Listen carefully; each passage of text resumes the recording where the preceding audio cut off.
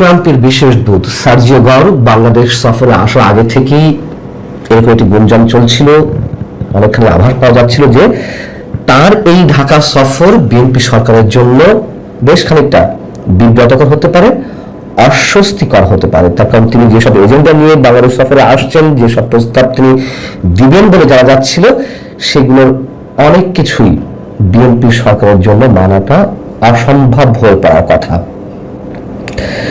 তার এই সফর যে বিব্রতকর বা অস্বস্তিকর এরই মধ্যে সরকারের জন্য হয়েছে, তার নানান ধরনের সিমটম আমাদের সামনে উপস্থিত হয়েছে।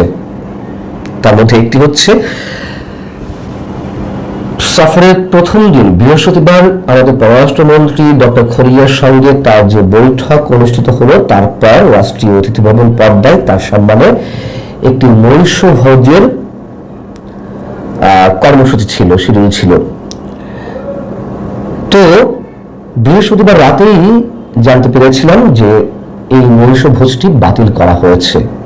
অপেক্ষা ছিলাম কোনো গণমাধ্যমে খবরটি আসে কিনা।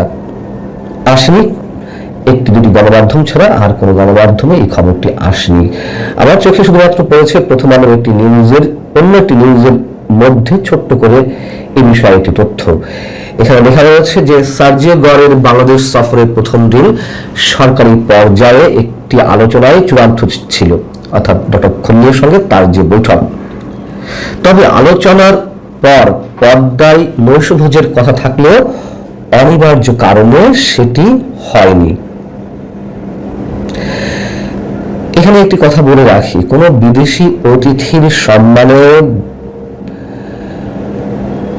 বাংলাদেশের পক্ষ থেকে কোন ধরনের নৈশভোজ বা ডিনার বা ব্যাংকোয়েট এগুলো বাতিল হয়েছে কখনো আমার অন্তত জানা নেই।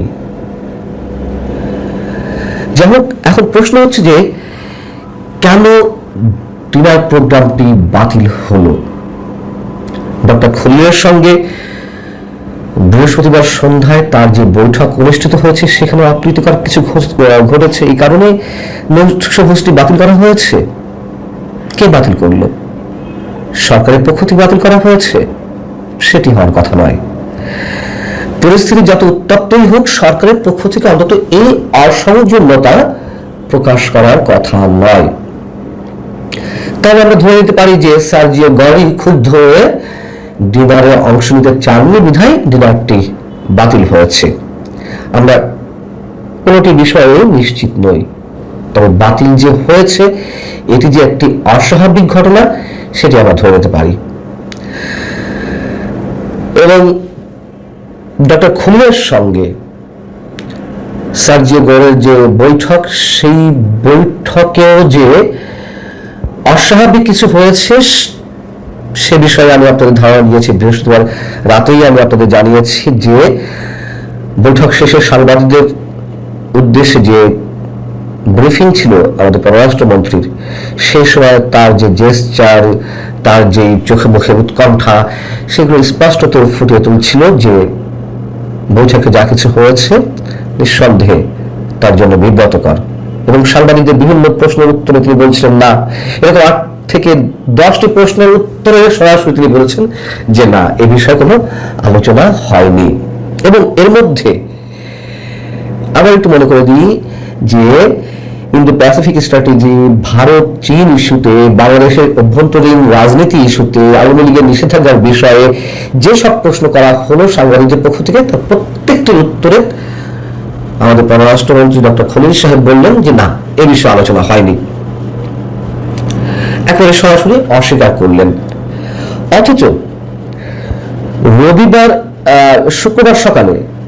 শুক্রবার সকালে বাংলাদেশে নিযুক্ত ভারতীয় রাষ্ট্রদূত দীনেশ ত্রিবেদীর সঙ্গে সার্জিও গরের যে বৈঠক হয়েছে, সেই বৈঠক সম্পর্কে যেটুকু জানা গেছে তা হচ্ছে ভারত বাংলাদেশ মার্কিন ত্রিপাক্ষিক সম্পর্ককে আরো মজবুত করার বিষয়টি ওই বৈঠকে যথেষ্ট গুরুত্ব পেয়েছে।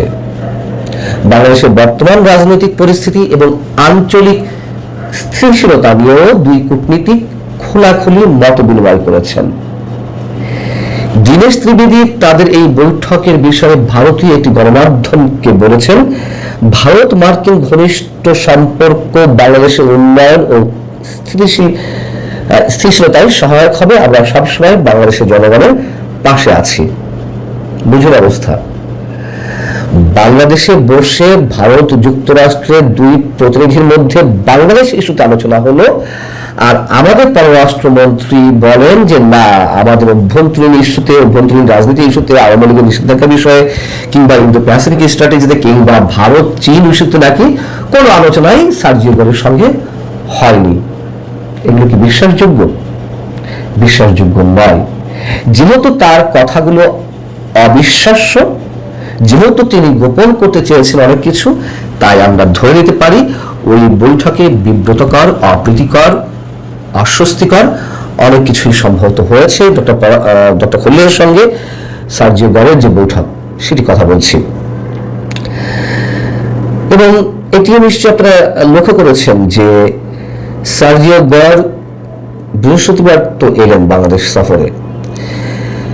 ওই দিনই চীনের রাষ্ট্রদূত ইয়াও ওয়েন পররাষ্ট্রমন্ত্রী ডক্টর খলিলের সঙ্গে সাক্ষাৎ করলেন। সাক্ষাৎ করার পর কি হলো, বিকাল 5টার দিকে চাইনিজ এম্বাসি ফেসবুক পেজে একটি স্ট্যাটাস দেওয়া হলো ডক্টর খলিলের সঙ্গে ইয়াও ওয়েনের যে সৌজন্য সাক্ষাৎ, সেই সাক্ষাতের একটি ছবি। সৌজন্য সাক্ষাৎটা নয়, বিশেষ একটি সভা আমরা ধরে নিতে পারি।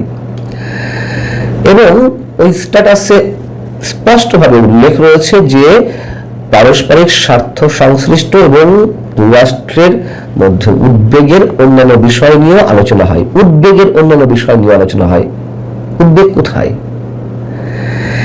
উদ্বেগটা নিশ্চয়ই সার্জিও গোরকে কেন্দ্র করে, এবং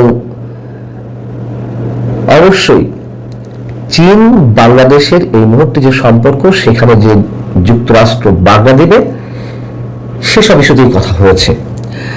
প্রশ্ন হচ্ছে যে ওই বৈঠকে, অর্থাৎ সার্জিও গোর এবং আমাদের পররাষ্ট্রমন্ত্রী ডক্টর খলিলের মধ্যকার যে বৈঠক, সেই বৈঠকে আসলে কি কি বিষয় আরোপ করতে চেয়েছিল সার্জিও গোর, যেগুলো বাংলাদেশের পক্ষ থেকে মানা সম্ভব নয়। চীনের সঙ্গে বাংলাদেশে এই মুহূর্তে যে সম্পর্কটি, আগেই বলেছি যে সেটা যুক্তরাষ্ট্র মানতে চাইছে না, বিশেষ করে চীনের অর্থনৈতিক করিডোরে বাংলাদেশ যুক্ত, এটি চাইছে না। এবং মার্কিন বাণিজ্য চুক্তি অনুযায়ী রাশিয়া চীনের সঙ্গে যে কোনো ধরনের চুক্তি করতে হলে আমেরিকার অনুমতি নিতে হবে, এটি এখন ওপেন সিক্রেট। একথা সত্য যে চীনের সঙ্গে আমাদের সম্পর্কটা রাখতেই হবে। চীন আমাদের অর্থনৈতিক জায়গা থেকে অনেক বড় অংশীদার, ঋণদাতা রাষ্ট্র হিসেবে অন্তত। এখন এই যে কথিত মার্কিন বাণিজ্য চুক্তি, সেই চুক্তিটি করেছিলেন কে? ডক্টর ইউনূস তো। এবং ডক্টর ইউনূস কাদের সম্বোধিত করেছিলেন?